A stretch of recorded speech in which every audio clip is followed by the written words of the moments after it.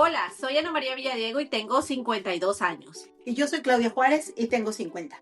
Este es un espacio para compartir historias de personas reales que no necesitan ser famosas para ser importantes. Aquí hablaremos de lo que duele, de lo que sana y de lo que casi nadie se atreve a decir. De salud, de los maridos, de la adolescencia, de la menopausia y de la vida misma. Bienvenidos al podcast Así Somos. ¿Y qué tiene? Ser madre de adultos no es una etapa fácil. Nadie nos enseña a soltar sin culpa, a acompañar sin invadir, a amar sin desaparecer. Cuando los hijos crecen, la maternidad cambia de forma. Y en ese cambio aparecen silencios, miedos, límites y preguntas que muchas llevamos por dentro durante años. En este primer episodio de la segunda temporada hablamos del desapego real, los compromisos familiares como obligación, la manipulación emocional disfrazada de tradición, los hijos que no se van y el reto de volver a encontrarnos como mujeres. Sin romantizar, sin culpas y con honestidad. Esto es Así Somos y qué tiene. Y aquí empieza la segunda temporada. Hola Claudia, bienvenida a esta segunda temporada, este primer episodio de la segunda temporada. ¿Cómo estás? Lista para allá. Y te quiero presentar a una invitada especial que tenemos hoy, una invitada internacional. Te quiero presentar a Isabel Morón, mi amiga Isabel Morón, que la estamos recibiendo desde Colombia. Bienvenida, Isa. Gracias, Anita, por permitir que comparta con ustedes este espacio tan bonito, tan gratificante. Gracias, Anita, por la invitación. No, gracias a ti por estar aquí. Gracias, Isa, por acompañarnos. Gracias. Bueno, y el episodio de hoy tiene por título Ser madre de adultos, aprender a soltar sin desaparecer. Las tres somos madres de adultos. Pues mis hijos tienen 30, 27 y 24. Los míos tienen 24, 25 y 28. ¿Y tu hija, Isa? Mi hija tiene 31. Más Están en la edad. Todos son adultos maduros ya, porque recordemos que a los 18 años supuestamente empezamos a ser adultos, aunque pienso que en estas épocas los jóvenes maduran un poco más tarde. Su madurez es un poquito más tardía que la de nosotros, no sé, pienso yo. No sé, ustedes me dirán. Bueno, yo pienso que más que madurar, pues piensan distinto. No sé si sea tanto que maduren después, sino pues depende las tradiciones, la manera en que vivían antes. Yo recuerdo que mi papá decía, a los 14 años yo ya trabajaba y tenía responsabilidades y cosas así. Y mis hijos pues no tuvieron que vivir eso. Pero creo que sus pensamientos y las ideas que tenían pues eran maduras, nada más las situaciones no son las mismas. Yo pienso que solo lo ven distinto, viven distinto. Sí, y también que ahora todo es mucho más rápido y todo es más inmediato, entonces eso también influye mucho. Así es. Sí, estoy de acuerdo con ustedes que la situación ha cambiado y de pronto eso ha hecho que nuestros hijos no tengan esos compromisos o esa cantidad de trabajo que se tenían como cuando nuestros padres. Entonces ahora como que son más tranquilos en ese sentido, pienso yo que. Pero son adultos, pero ya son adultos. Sí, Entonces, o sea, la pregunta es, ¿quién nos prepara para ser madres de adultos? Porque nosotros siempre pensamos que los hijos se van a quedar chiquitos. Nosotros como que el chip cuando ya tienes los hijos es que no van a, como que no crecen, como que siempre se van a quedar chiquitos, como, por ejemplo, ahora que tengo gente en mi casa de visita, son amigas que hace mucho tiempo no veían a mis hijos. Entonces ellas los visionaban pequeñitos, pero ya los tres son adultos. Entonces, ¿en qué momento empezamos a prepararnos para ser madres de adultos? O sea, a dejar ir esa niñez de nuestros hijos. Por lo menos yo no me preparé yo me preparé para ser mamá, pero para ser mamá de niños. O sea, ¿cómo voy a criar a mí? Al principio, pues, ¿cómo los voy a cuidar? ¿Cómo los voy a bañar cuando son bebés? Ya cuando son más grandecitos, ¿cómo los voy a preparar para el colegio? ¿Cómo les voy a ayudar con las tareas? Cuando son adolescentes, pues la locura. ¿Cómo voy a hacer para que no hagan el camino torcido? O sea, nos vamos preparando por etapas, pero cuando los hijos llegan a la adultez, ¿cómo nos preparamos para ser madres de adultos? Yo pienso que esa parte como que no la saltamos, no sé. En mi experiencia, cuando mis niños eran pequeños, pues yo sabía que la que sabía más era yo. Entonces ellos tenían que hacer las cosas, pero a veces me salían con alguna pregunta que me dejaban así como, ay. am, Uno de mis hijos me daba mucha risa porque me cuestionaban, siempre han sido como que todo cuestionan. Y yo una vez les dice, el más pequeño al mayor, déjame mamá, ya no le preguntes porque cuando ella ya no sabe dice que es del diablo o es pecado. Y con eso ya. Entonces, cuando ellos fueron creciendo y en la adolescencia, yo creo que cuando ellos fueron adolescentes, es cuando me empecé a dar cuenta que necesitaba prepararme, porque no podía, no tenía respuestas, incluso no tenía argumentos para poder disciplinarlos. No sabía, o sea, yo era la típica de, ¿por qué lo digo yo? Y por dentro no tenía ni idea por qué tenían que tal vez comportarse de esta manera o por qué decir esto o por qué para tratar de darles un argumento. Entonces ahí fue donde creo que empecé a darme cuenta que tenía yo que prepararme para poder terminar de educarlos. Y yo siempre les decía, cuando seas mayor de edad tú vas a tomar tus propias decisiones. Ahorita eso es lo que se dice en la casa, las reglas, y después tú. Entonces, cuando fueron mayor de edad, allí fue cuando me di cuenta de decir, los tengo que soltar.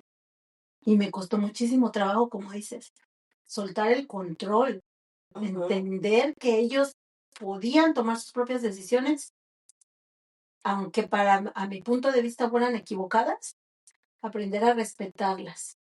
Me costó con el primero, con el segundo un poquito más, y con mi hija me costaba más porque ella fue más rebelde, pero llegó un momento en que yo me sentía al mismo nivel que ellos. Y un día tuvimos una plática los cuatro y les dije, ¿saben qué? Ahorita somos cuatro seres humanos aprendiendo a vivir.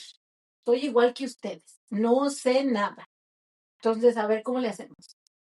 Creo que sí, o sea, fue solamente el darme cuenta que yo no sabía todo Ya. y que tal vez podía incluso aprender de ellos. Sí, es que pienso que llegamos a un punto donde ya estamos igual de maduros. Como yo soy súper inmadura. O sea, yo siento que yo soy, sí, a mí hay muchas cosas a las que no les presto suficiente atención o no les doy la suficiente importancia.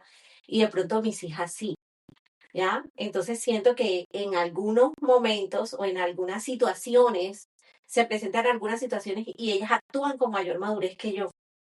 ¿Ah? Porque de pronto son en ese sentido o en esa situación que se está planteando, ellas tienen más madurez para enfrentar esa situación que yo. Entonces me ha pasado, he vivido situaciones así. Y está clarísimo que nadie nos prepara para ser madres de adultos. Así es, total. Y lo que tú dices es muy cierto, estamos a un mismo nivel ya, porque somos adultos todos. Entonces tenemos ya como el mismo discernimiento, el pensamiento, y como dices tú, uno aprende mucho más de los hijos a veces en ciertas circunstancias Ujú. donde ellos tienen una mejor forma de, digamos, de enfrentar una situación que uno. ¿Sí me entiendes? Entonces, ahí ve uno que los hijos ya son adultos. Son adultos, ahí es donde te das cuenta que ya tus hijos crecieron, Sí, maduraron y ya están en una etapa adulta preparados para tomar decisiones. así. Hablando de eso de que ya están listos, lo que les comentaba, que cuando, al menos en mi caso, cuando mis hijos iban cumpliendo 18 años, decía yo que ya. Y cuando el mayor dijo, me quiero ir de la casa, o sea, bueno, no ir de la casa, quiero vivir sola, Independientes. independiente. Para mí fue una experiencia bonita. Para mí fue verlo tener un paso más. No sentía yo como que se me va mi niño o algo así, no. Para mí era el verlo realizar. Pero para mi esposo en ese entonces fue un duelo total, porque se van de tu control. Entonces, pienso que ese es el primer momento, cuando te dicen que van a ir a estudiar a otro lado o que van a ir a vivir a otro lado, o hoy en día creo que ya no tan jóvenes se casan, ¿no? Pero cuando ya te dicen, ok, ya, salgo del nido, sí realmente terminas viviendo pues un duelo. Sí, y es cuando sientes que ya no eres indispensable, porque ya pueden hacerlo solo. Entonces ya no necesitan que tú estés ahí todo el tiempo cuidando, como am, siendo apoyo en determinadas situaciones, como cuando se van, como cuando se fue Vanessa. Bueno, la primera que se fue Andrea. Bueno, Andrea se fue porque se casó, pero Vanessa se fue y fue como ¿cómo te digo? Como una partida como por etapas. La de Andrea fue, o sea, se casó y se fue, ¿ya? Entonces no era como que yo todavía seguía ahí. En cambio, con Vanessa fue diferente. El soltar para mí a mi segunda hija fue distinto porque ella se fue a la universidad. Entonces todavía había un poquito de dependencia. Ah, cuando yo iba, la visitaba y todo eso, pero con Andrea fue diferente porque Andrea se fue a formar una familia.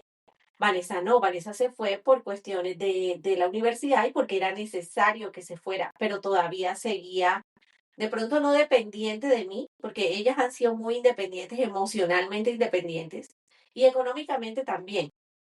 Pero con Vanessa yo sentí que la partida fue como en etapas. En cambio, la de Andrea fue, o sea, ya me fui a formar una familia y ya soy independiente de ti. ¿Y cuál te dolió menos? Las dos me dolieron muchísimo.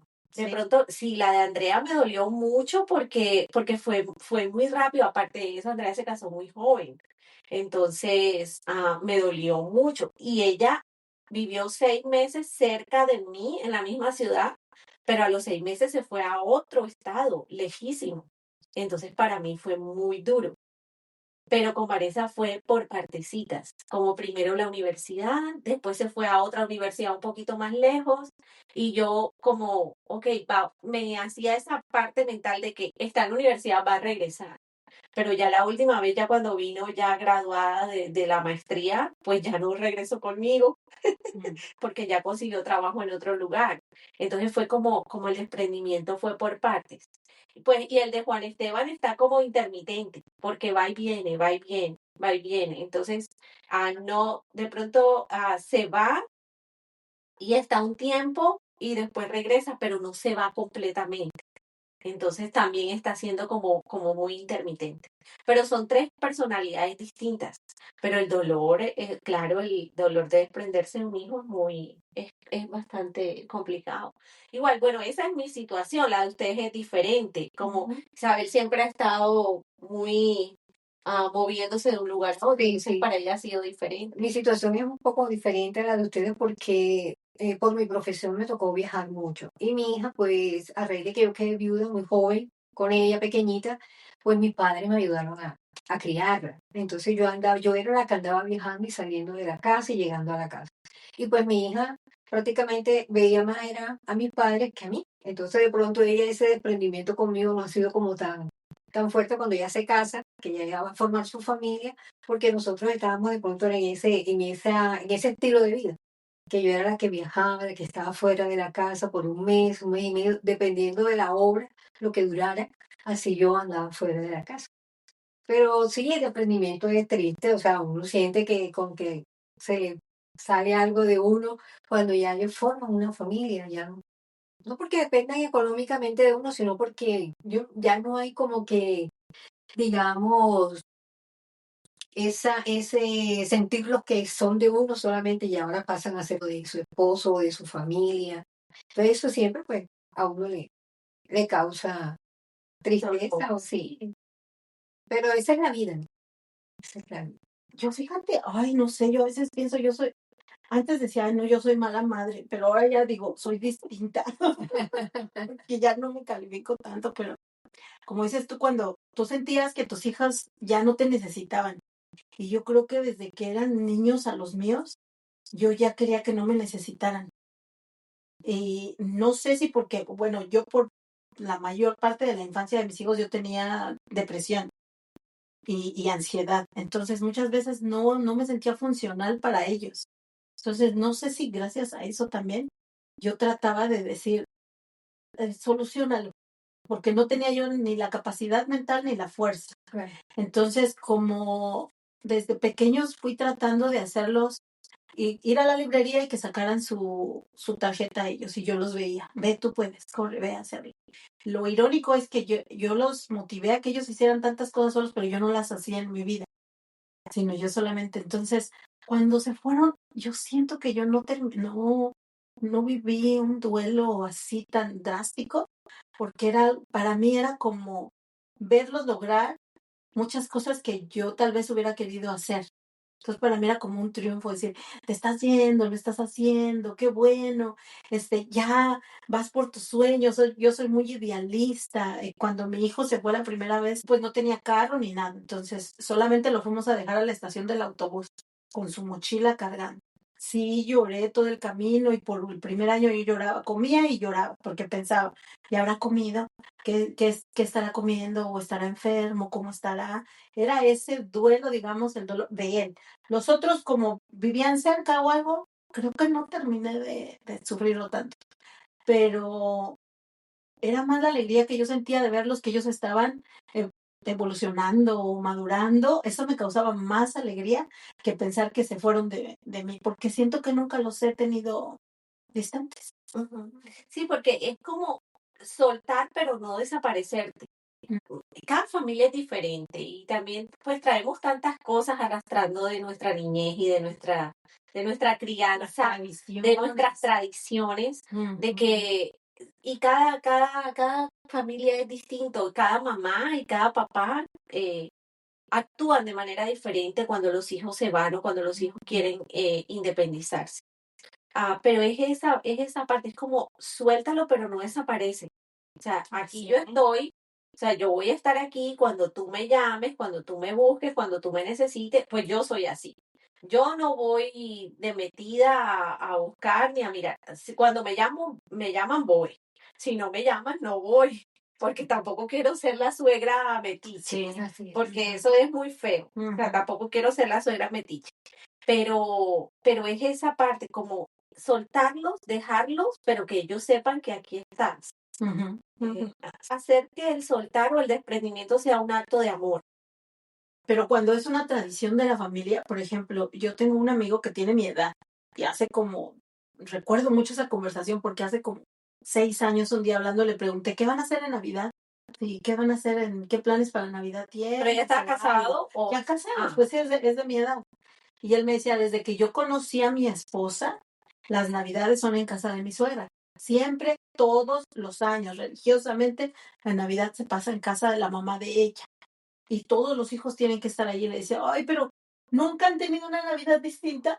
Y me decía, no, no, porque, o sea, la señora yo creo que le da algo si no están todos los hijos presentes en Navidad y se molesta, se siente y todos los mismos hijos saben como que tenemos ese compromiso con mi mamá de pasar la Navidad con ella. Algo que para mí sería una pesadilla, un martirio, tener que estar haciendo lo mismo siempre, siempre. no, Entonces, mire, y hay matrimonios que se han acabado por esa situación. Yo conozco historias de gente que llega a la Navidad o llegan las fiestas y es una pelotera. ¿Dónde vas a ir? O uno se va por un lado, el otro se va por el otro, sí. uno se lleva un hijo, el otro se lleva otro hijo, porque es esa parte de esa manipulación ah, de la familia, de la mamá o del papá o de lo que sea, con que es que así lo hemos hecho siempre y así se va a hacer y es tradición y aquí se come a las 12 y aquí abrimos los regalos a la 1:35 y tienes que estar aquí porque si no estás aquí no eres mi hijo o no, o ya no me quieres o ya me estás reemplazando o ella está por encima de mí o cosas así. O es la autoridad de la abuela y esa es la palabra de la abuela es lo que se respeta, o el abuelo, como los padres, ¿no? Y es cuando la obligación o el compromiso familiar con tu familia, porque es que cuando entendemos que tu familia, cuando te casas, tu esposa y tus hijos pasan a ser tu familia. Los demás siguen siendo tu familia, pero no son tu familia primaria. Entonces, cuando te casas, tu familia primaria es tu esposa y tus hijos. Yo siempre se lo he dicho a mi hija, o sea, tu familia ahora es tu esposo. Yo soy tu mamá, yo voy a ser tu mamá toda la vida, pero él tiene que ser primero que yo, porque él es tu familia primaria. O sea, tú vas a estar con él, para eso te casaste, para estar con él. Entonces, yo no le presto mucha atención a eso de las fiestas, de que tienen que estar aquí. Ellas van a estar donde ellas quieran estar. No necesariamente tiene que ser todos los años aquí, porque como tú dices, ay, debe ser muy aburrido eso, todos los años ver, hacer lo mismo, comer lo mismo, ver a la misma gente.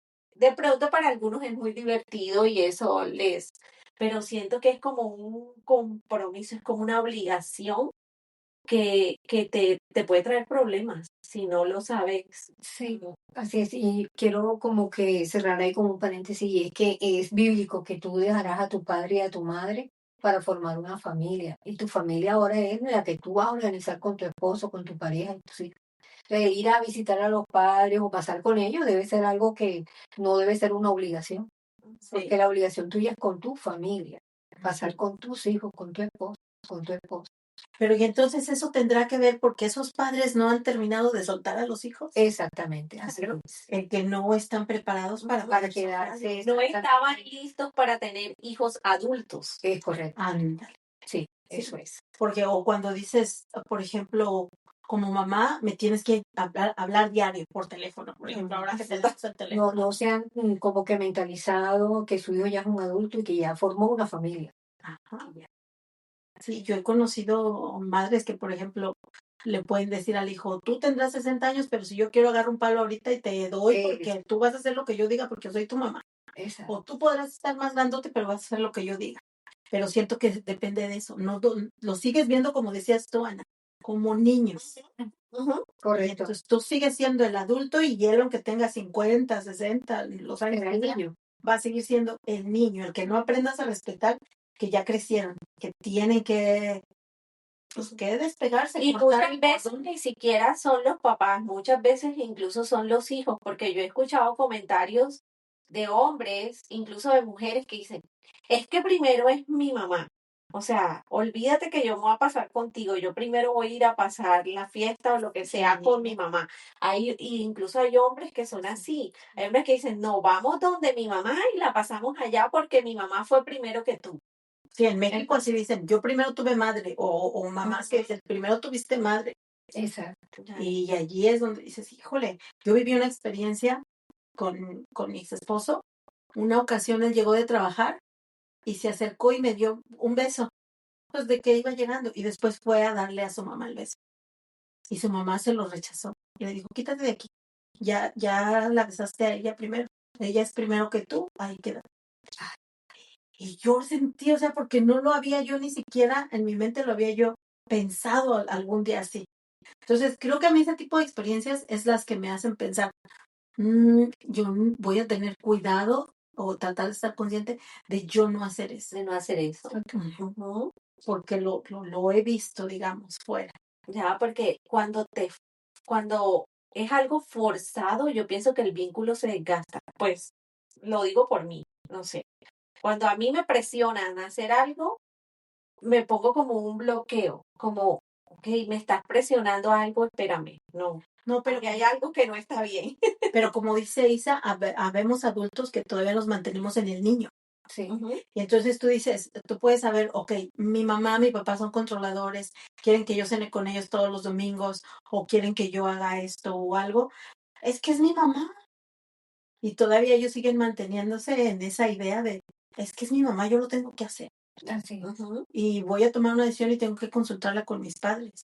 Y nosotros como padres el pensar que yo sé más que tú. O sea, ¿por qué lo hiciste si no me preguntaste? Ujú. Algo que a mí yo nunca lo había aprendido, ni siquiera me lo había cuestionado. Cuando me iba a casar, que mi esposo me propuso matrimonio, le decía yo, bueno, ¿cuándo vas a ir a pedir mi mano? Porque no sé si en Colombia lo hacen, pero Sí, pues yo decía, es lo que sigue. Y ya se me quedó viendo él habiendo sido, digamos, criado aquí. Me dice, pero ¿por qué tengo que pedir tu mano? ¿Tú te quieres casar conmigo? Pues sí, pero tienes que ir a pedir permiso. No, yo no voy a pedir ningún permiso. Si tú dices que sí, está bien y ya. Y si no, pues no, pero yo no lo voy a hacer. En ese momento yo lo sufrí, porque yo lo tomé como no me está valorando, no me quiere y cosas así. Después ya entendí cuál era la mentalidad de él, porque es la misma mentalidad que tienen ahora mis hijos e incluso mi hija. Mi hija decía, mi esposo le preguntó después, ¿y cuándo va a hablar conmigo tu prometido para pedir tu mano? Bromeando. Y le decía a mi hija, es que yo no soy propiedad de nadie, no tiene que venir alguien a pedirme y ahora pasa de un dueño a otro dueño. Pero en tradiciones los veíamos como respeto. Ujú. O sea, no, tú tienes que salir de tu casa, el hombre tiene que, pero si bueno, yo lo veo así, si lo analizas, es como, sales de un propietario y te entregan con otro, como mujer. Ujú. Entonces, ahora ese tipo de tradiciones, pues yo no las viví, pero el entenderlas cuesta trabajo porque las vamos repitiendo y vamos nuevamente diciendo, no, es mi hija, es mi hijo, él tiene que hacer esto. En México hay otro dicho que dicen, hijo de hijo de mi hija, mi nieto será. Hijo de mi hija, hijo de mi hijo, en duda estará. Porque, por el hecho de que se pone en duda a la mujer. Es correcto. Ay, qué feo, qué Pero son esas horrible. tradiciones de padres pues que no terminamos de soltar, de controladores. Puede suceder la parte contraria de esos hijos que no quieren dejar el nido, que no se quieren ir. En Colombia había una propaganda, ¿te acuerdas la propaganda esa de Bombril? Que nunca se acaba. Sí. Y al hombre, el que no se va de la casa en Colombia, le dicen, uy, ese man es tronco de Bombril. No se va porque nunca se va, nunca se acaba, no se desgasta, ahí va a estar por siempre en la casa. Entonces, ahí se presentan ese tipo de situaciones también, donde no son los padres quienes quieren tener siempre a los hijos con ellos, sino son esos hijos que no quieren dejar a los padres. Pero depende, ¿no? La situación, porque hay muchos hijos que toman como la responsabilidad de estar con los padres para cuidarlos. Por ejemplo, aunque sean jóvenes. Ujú, Porque no sé si vieron la película de Como agua para chocolate, ujú. que le decían a la muchacha, la más joven, le decían, es que la más joven es la que se queda a cuidar a la mamá. Sí. Tú no te puedes casar. Exacto. Ujú. Entonces, muchos ya tienen adoptan esa tradición. Yo creo que hoy en día ya no. Pero anteriormente, o sea, sí era te toca quedarte en la casa. Y a veces no es que querían, es simplemente si no hay más, ¿quién va a cuidar a los papás? Sí, ¿quién va a cuidar a los papás? En mi caso personal, mi hermana no está aquí conmigo, entonces yo estoy a cargo de mis papás, pero porque soy la única que está con ellos cerca. Ellos no van a ir para Colombia para que mi hermana los cuide. Yo no estoy porque me convenga o porque fue como que me lo impusieron. O sea, yo estoy porque me siento con la responsabilidad de estar con ellos porque no hay nadie más que lo haga, pero no porque no me quiera ir del lado de ellos, porque siempre he sido muy independiente. De hecho, pues ellos viven en mi casa y las reglas las pongo yo. Pero Recién, o sea, antes no.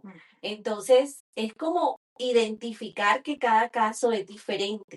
Pero en lo que yo quería hacer énfasis son en esos hijos que se aprovechan de, de que los papás siguen ahí. Como conozco varios casos donde son hijos, son- suelta el chisme, donde son hijos ya adultos, con trabajo bien, y que aún viven en la casa de los papás y el papá paga todo. El papá paga la luz, el agua, el gas, el teléfono, los carros están ahí y el papá los compró, la aseguranza de los carros, todo, la comida, todo. Y ya se casan y traen a la esposa a vivir a la casa de los papás. Entonces, supuestamente, oh no, es que va a vivir aquí para ayudarles, porque está muy difícil y las rentas están muy caras y no sé qué, entonces venga con la esposa. Después se casa el otro y venga con la esposa. Y después se casa la otra y venga con el esposo porque la casa es grande. Y entonces nos hacemos un cuartito en el patio o hacemos una casita en el patio porque aquí estamos todos juntos y somos una familia muy unida. Entonces es como esa dinámica donde sigues estando ahí dependiendo de ellos y, ay no, me parece horrible. Me parece como vampiro, ¿no? sí, Lo más sí, que puedan de sí, los lo más que papás. puedas de los papás. A veces hay hijos que creen que no van a encontrar una mujer suficiente que los atienda y como que hacen la comparación con la mamá. No es que mi mamá me atiende así, me hace mi comida así, entonces no van a encontrar una persona igual a su mamá. Y es que nunca lo van a encontrar porque su mamá es su mamá y su pareja es su pareja. O sea, y se quedan en los hogares maternos. Sí, y ahí hay un problema porque no solamente de la mamá, porque de pronto hay muchas veces las mamás, y lo digo como mujer, las mamás siempre somos como más, ay, quiero cuidar de mi hijo, que no vaya a encontrar una mala mujer, que no le haga la comida que yo le hago. Y es ese miedo a quedarse sola, o sea, el miedo a que el hijo se vaya y te quede un vacío. En este caso, el vacío no es del hijo, el vacío es de la madre. Y ella es la que tiene que buscar cómo llenar ese vacío de ese hijo que se fue. Entonces, por eso vemos tantas mamás aprensivas, donde es que ella no te quiere, es que ella no te hace la comida que yo te hago, es que ella no te atiende como yo te atiendo, ella no te dobla la ropa como yo. Y ahí es donde empiezan las disputas y las situaciones feas entre la suegra y la nuera. Pero es puro control. Sí, es control, es ¿En control. qué momento piensas que es una competencia? Exacto. No es. Son roles diferentes. Sí, son roles distintos, así es. Y entonces ahí es cuando aparece la culpa, aparece el miedo, eh, y empezamos como a, ok, ¿qué parte de esto, o sea, de esta situación me corresponde a mí como mamá? ¿Y qué parte de esa situación le corresponde a él como hijo? Porque ya no hay mamá e hijo, o sea, ya hay otras personas involucradas, porque son mis nietos, en ese caso, y mi nuera, o sea, son personas externas al rol de mamá e hijo. Entonces ya ahí se involucran muchas cosas. Y ahí es donde empiezan a salir todas las familias disfuncionales y ahí es donde empezamos a arrastrar todos los traumas que traemos de la niñez. No sé si han visto, pero yo siento que hoy en día estamos ya más rompiendo ese tipo de tradiciones y ese tipo de dinámicas como familia que llevábamos, porque antes, no sé si sea los medios, que tenemos más acceso a más información, que últimamente esto de la terapia, todo el mundo lo tiene acceso a eso, que puedes estudiar más, pero porque antes tú hacías lo que tu mamá te enseñaba. Ujú. Y tu mamá te iba preparando, repetías, y tu mamá te iba preparando, entonces tú decías, mi mamá así lo hacía, o mi papá así lo hacía. Correcto. Y entonces yo muchas veces llegué a escuchar a adultos decirle a alguien más joven, como alguna mamá o padre, de, ¿esto es lo que te enseñé? ¿Por qué estás haciendo eso? Si yo no te lo enseñé así. Y era como, tú vas a hacer lo que yo te enseñe como padre. Ujú. Creo que hoy en día es distinto. Como padres estamos aprendiendo a entender que nuestros hijos toman decisiones distintas.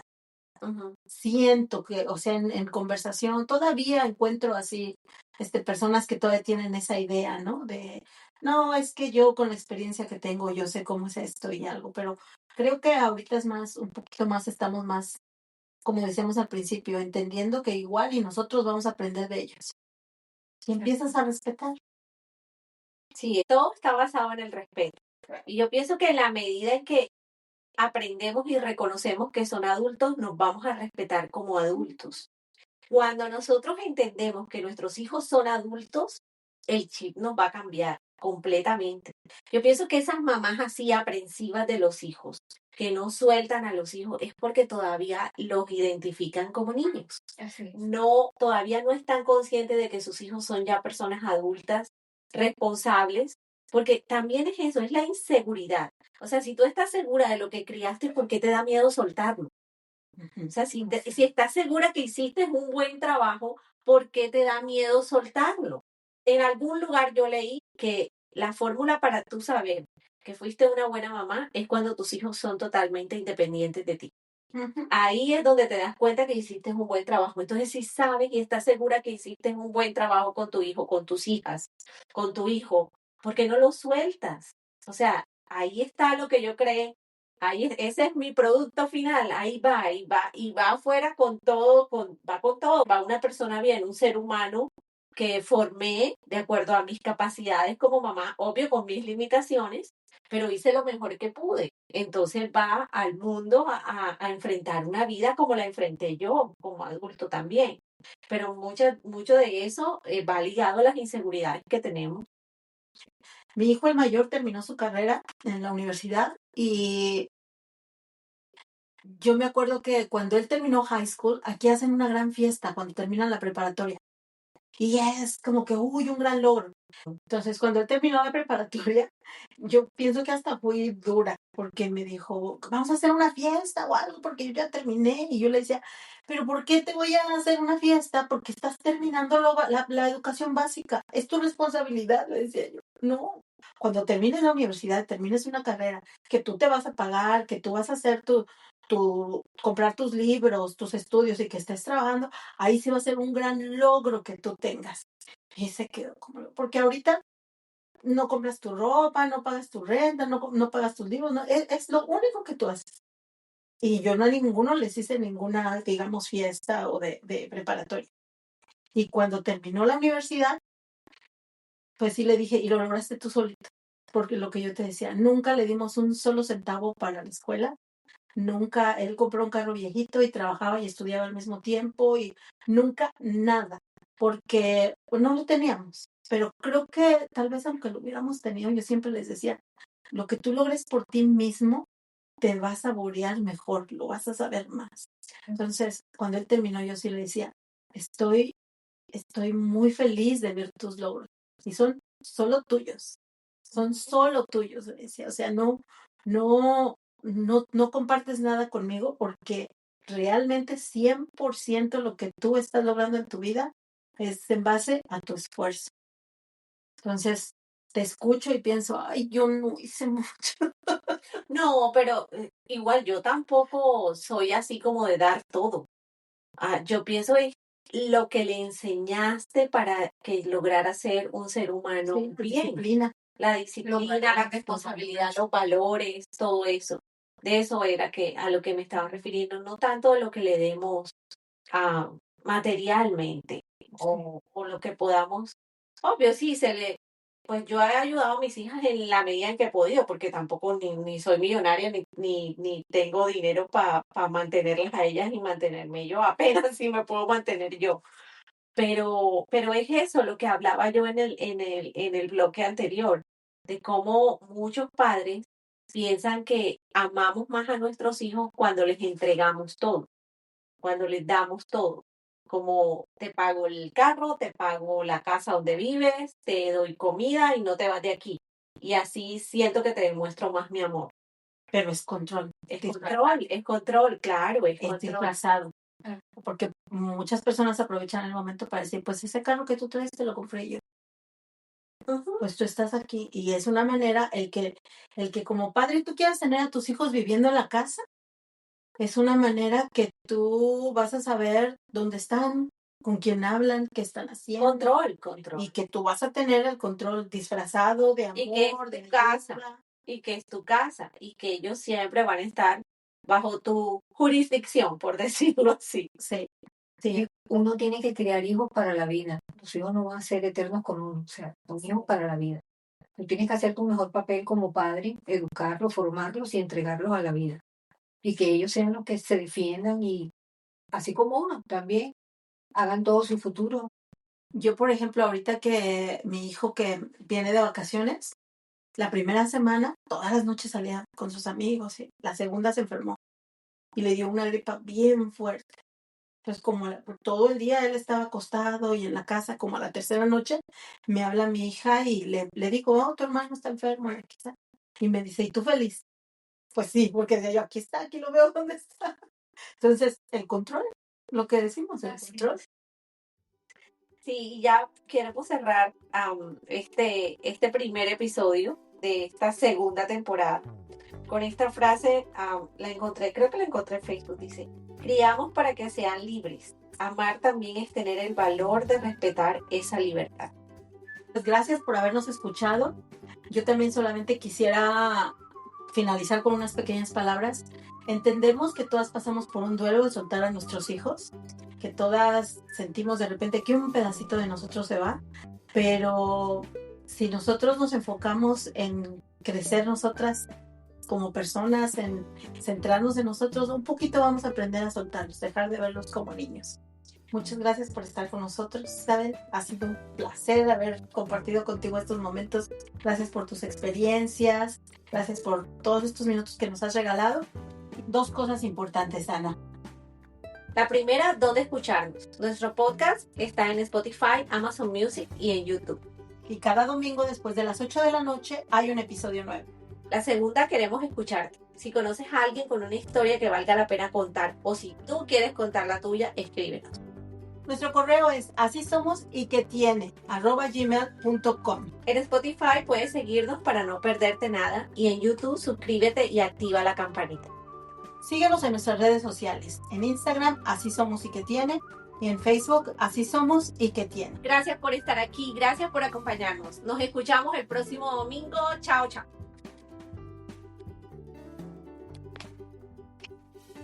Así Somos y ¿Qué Tiene? Es un podcast escrito por Ana María Villadiego con la colaboración de Claudia Juárez. Dirección y narración, Ana María Villadiego. Edición, Riverside Studios FM. Música cortesía de Riverside Studios FM. Así Somos y ¿Qué Tiene? Es una producción de Ana María Villadiego y todos sus derechos están reservados.